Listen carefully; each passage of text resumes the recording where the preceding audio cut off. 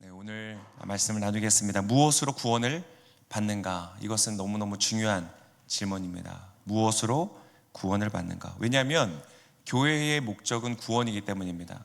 이 교회에 왜 오셨습니까? 왜 나오십니까? 구원입니다.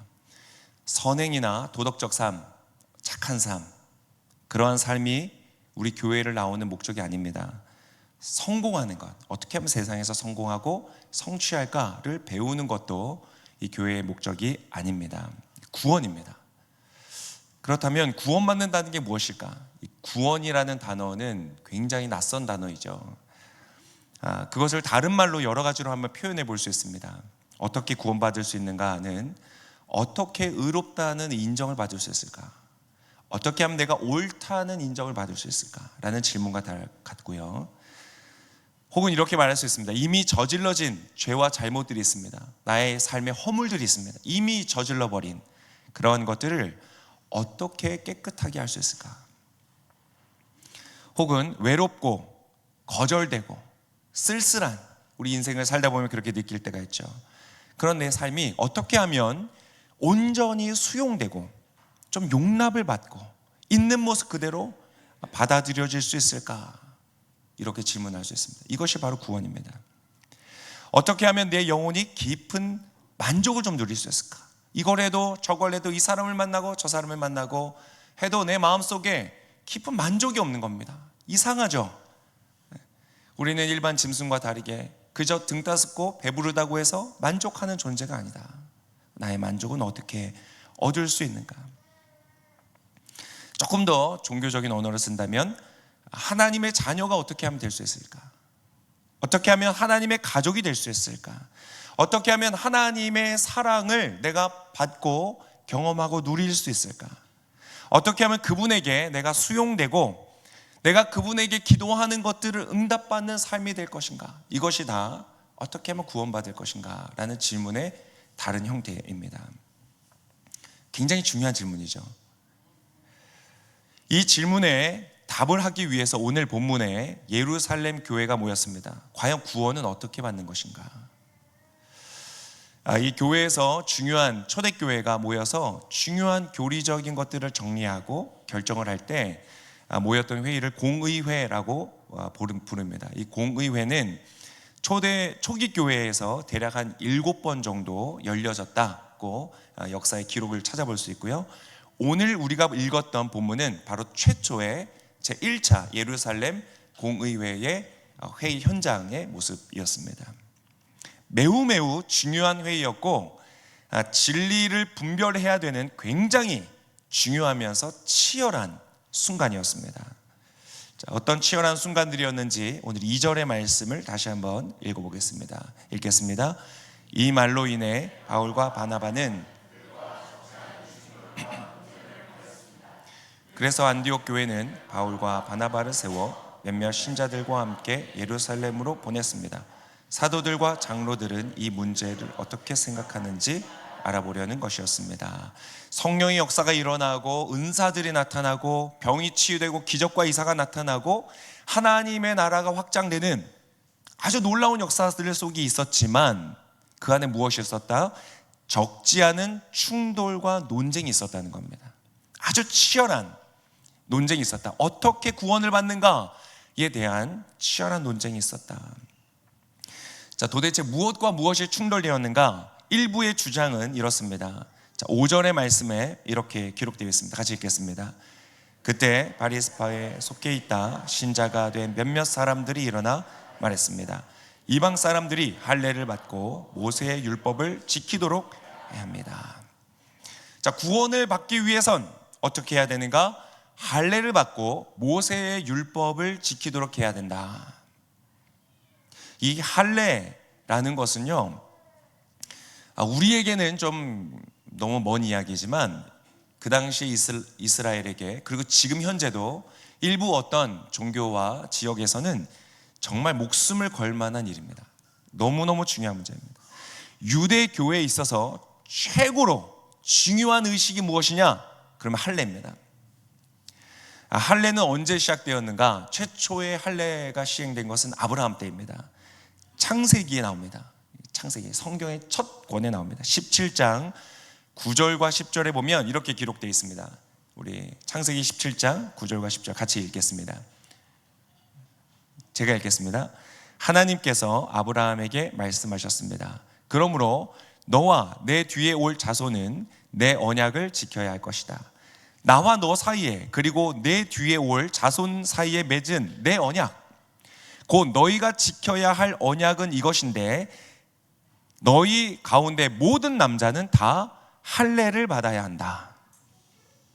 하나님이 믿음의 조상 아브라함을 택하셔서 하나님의 구속사를 쓰시기 위한 민족으로 부르실 때에 그와 처음 하신 언약이 무엇이냐? 모든 남자는 할례를 받으라 하는 것입니다. 얼마나 중요한 메시지입니까?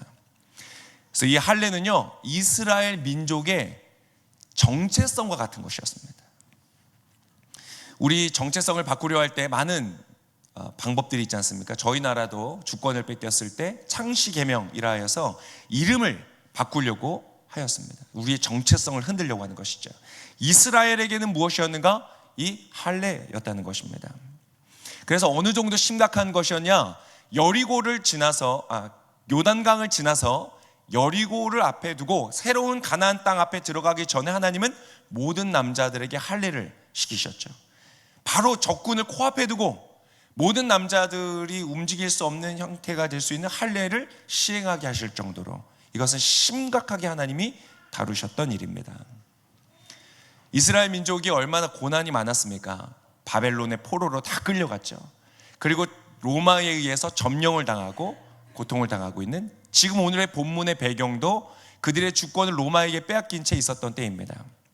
그런 온갖 수난의 역사 속에서도 유대인의 정체성을 잃지 않고 섞여버리지 않고 하나님의 택함 받은 백성으로서 존재하려고 끝까지 붙들었던 것이 무엇이냐? 바로 할례라는 것입니다. 할례를 통하여 우리는 저들과 다르다, 구별되었다, 하나님의 백성이다를 증거하는 이 표징이었고 상징이었다. 너무너무 중요한 것이었습니다. 이것을 포기한다는 것은 상상할 수 없는 일입니다. 불과 얼마 전까지만 해도 한국 교회에서도 교회에서 예를 들어서 드럼을 치는 것도 불가능하고 어렵고 이런 것들이 있지 않습니까? 우리가 어떤 문화적인 차이를 우리가 극복하는 것도 쉽지 않습니다. 근데 이게 할례에 대한 이슈를 포기한다는 것은 불가능한 일이었습니다. 그런데 오늘 예루살렘 공의회에서 어떤 분의 표현처럼 혁명적인 결정이 이루어집니다. 바로 이 할례를 버리는 것입니다. 자, 오늘의 본문의 10절과 11절의 말씀에 이렇게 기록되어 있습니다. 같이 읽겠습니다. 그런데 여러분은 어째서 우리 조상이나 우리가 질 수 없었던 무거운 짐을 이방 신자들에게 지워서 하나님을 시험하려고 하십니까? 우리는 그들과 마찬가지로 주 예수의 은혜로 구원받는다고 믿습니다. 이것은 굉장히 어려운 결정이었습니다. 구원을 받기 위해, 하나님의 백성이 되기 위해 수천 년간 중심으로 지켜왔던 할례, 이제 그것이 없어도 된다, 받지 않아도 된다라고 결정했다는 것이죠. 이것은 그들에게도 넘어서기 어려운 결정이었지만, 근데 여러분 조금만 보잖아요. 모든 인간들이 넘어서기 어려운 것입니다. 왜 그런지 아십니까? 이것이 이스라엘 민족을 위해서만이 아니라 지금 현재 이 자리에서 예배하고 있는 저와 여러분에게도 동일하게 넘기 어려운 점입니다. 무슨 말이냐면 우리는 저마다의 누구나 가지고 있는 할례가 있습니다. 즉 구원을 받는 근거가 각자 나름대로 있다는 것입니다. 한동안 유행했던 질문이 있습니다. 천국문 앞에서 천사가 이제 천국문 앞에 서 있는 사람을 향해서, 특별히 여러분이 서 있을 때 물어봅니다. 당신이 왜 천국에 들어갈 수 있다고 생각하십니까? 당신을 천국으로 들여보내야 되는 이유를 설명해 주십시오 라고 질문을 한다면 여러분 무엇이라고 대답하시겠습니까? 제가 교회에 열심히 다닌 사람이었습니다 라고 말하신다면 여러분 땡입니다. 틀렸습니다. 제법 제가 착하게 살았습니다. 남을 해한 적도 없고 그렇게 대단히 잘못한 적 없고 나름 열심히 착하게 살았습니다. 땡입니다. 가난한 사람을 돕고 연약한 사람을 세워주고 많은 일들을, 그러한 선행들을 했습니다. 틀렸습니다. 기도 열심히 했습니다. 성경 열심히 읽었습니다. 주일마다 예배드렸습니다. 헌금 많이 했습니다. 틀렸습니다. 다 놉니다. 천국 못 들어갑니다. 그 모든 것이 구원과 상관이 없습니다. 다 할례일 뿐입니다. 그걸 버려야 됩니다. 충격적인 이야기입니다. 여러분, 교회를 다니는 사람뿐만 아니라 비종교인들도 마찬가지입니다. 저마다의 구원의 기준이 다릅니다. 추구하는 바가 있습니다. 어떤 사람들은 성공과 성취를 이루면 자기의 인생이 구원받을 것이라고 생각합니다. 성공하고 성취해서 잘 되면 다른 사람으로부터 사랑받고 인정받고 용납받을 것이라고 생각합니다. 여러분, 이것을 뭐라고 부르는지 아십니까? 이 우상입니다. 우상. 뭐라고 부르는지 아십니까? 바알입니다. 바로 바알이, 이스라엘 사람들이 요즘에 열왕기상국 저희가 묵상하는 것처럼 끊임없이 하나님과 바알 사이에서 왔다 갔다 했잖아요. 바울이 무엇입니까? 성공의 신입니다. 풍요의 신입니다. 어떤 이들은 쾌락을 통해서 구원을 받을 것이라고 생각합니다. 이 시대 많은 젊은 세대들이 이 쾌락에 열려 있죠. 자유로운 성적인 추구, 자신의 쾌락과 즐거움을 극대화하는 것. 그래서 뭐 맛집도 최고의 맛집, 뭐 미슐랭 뭐 이런 데 찾아가고 최고의 어떤 쾌락을 추구하는 것들, 심지어 어떤 사람들은 마약을 대기도 하죠. 모든 슬픔과 아픔을 쾌락을 통해서 잊어버리는 것, 이 세상의 뭔가 허무함, 이 세상의 뭔가 공허함을 쾌락으로 채워보겠다. 완전한 기쁨, 만족이라는 것을 쾌락이라는 수단을 통해서 내가 얻어보겠다. 여러분, 이 우상은 뭐라고 부르는지 아세요? 아세라입니다. 아세라는 쾌락의 우상입니다. 너무나 많은 사람들이 심지어 교회를 다닌다고 할지라도 여전히 바알과 아세라를 추구하면서 살아갑니다. 그거를 숭배하면서 살아갑니다. 그러나 그 안에는 구원이 없습니다. 이 시대에서는 구원의 수단이 되는 것 중에 중요한 것들 중에 하나가 가족이기도 하고 관계이기도 합니다. 이 가족이라는 것이 하나의 우상의 자리처럼 올라갔습니다. 우리가 한참 한국도 이 경제적 성장기 속에서 너무 일을 해야 되다 보니까 막 할 일이 많고 나라를 세워야 되고 경제를 세워야 되고 돈을 벌어야 되다 보니까 이 가족을 등한히 하고 그랬던 시대가 있었습니다. 목회자들도 마찬가지였습니다. 한참 교회가 일어설 때 교회를 위해 사역을 위해서 가정을 희생하고 아빠의 자리를 희생하고 그런 게 이제 반성되는 시대를 우리가 맞고 있습니다. 그래서 아버지 학교가 열리고 아버지들이 잘못했습니다. 반성하고 가정으로 돌아오고 너무 좋은 흐름이지만 이게 과할 때에 가족이 우상이 됩니다. 그래서 어떤 사람들은 내가 선택한 배우자가 남들보다 더 좋은 사람인 것을 인정받는 것, 그것을 자신의 삶의 구원으로 생각합니다. 혹은 내가 키운 자녀의 성공이 마치 내 삶의 모든 수고와 노력의 훈장이 될 것이라고 생각하며 그것을 우상으로 섬기기도 합니다. 다 구원을 향한 내 인생의 의미와 목적과 가치를 향한 목마름이라는 것이죠. 다 할례를 말하는 것입니다. 내가 할례를 했으면 구원받았다. 내가 이것을 이루어냈으면 난 하나님의 자녀가 됐어 라고 생각을 하고 싶은 것이죠.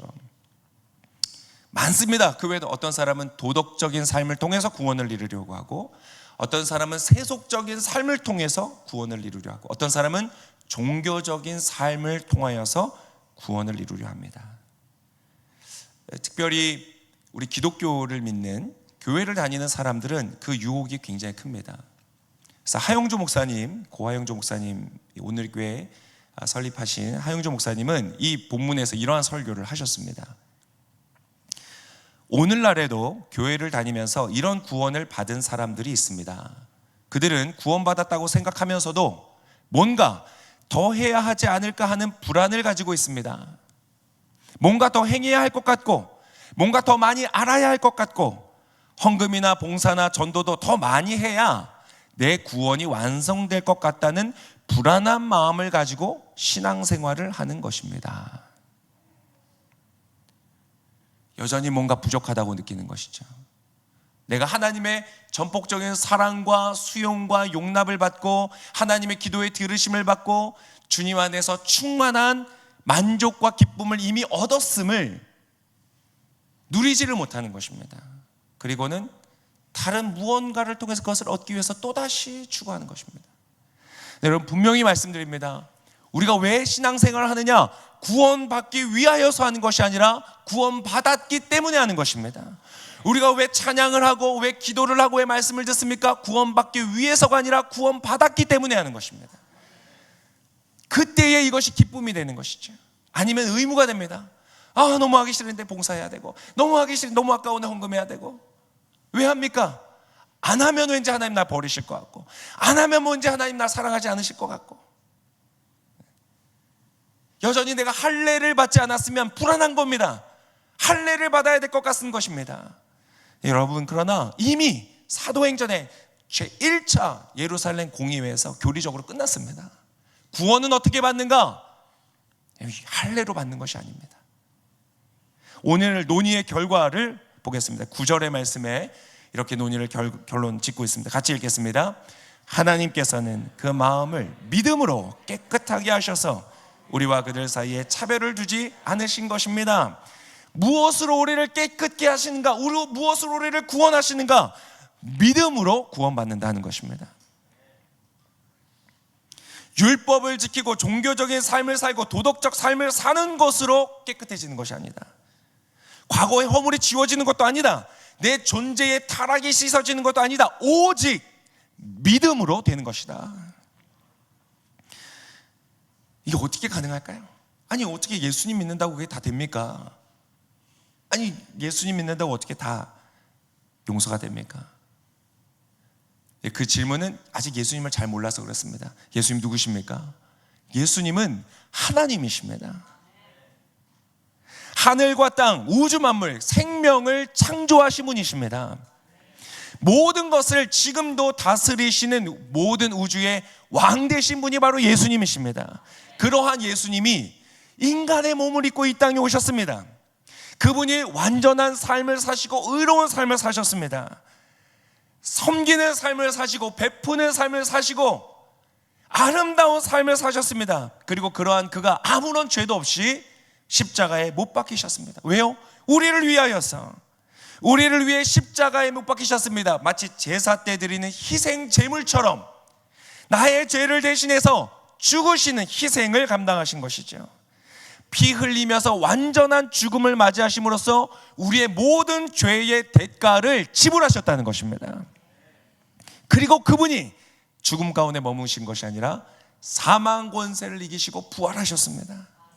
그분이 바로 예수 그리스도이십니다. 그리고 이제는 그분을 믿는 자, 예수께서 이루신 모든 사역을 내가 믿는 자들에게 예수님 어떻게 하시기로 결정하셨는가?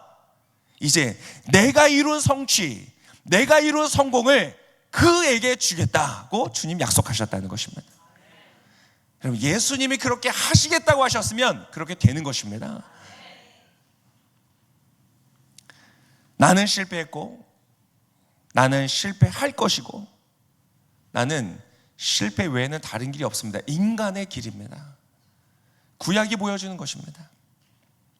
그러나 이제는 그가 이루신 모든 것을 우리에게 주시는 것입니다. 그것을 다른 말로 성경에서 어떻게 아름답게 표현하냐면 우리가 예수의 옷을 입는다고 말하는 것입니다.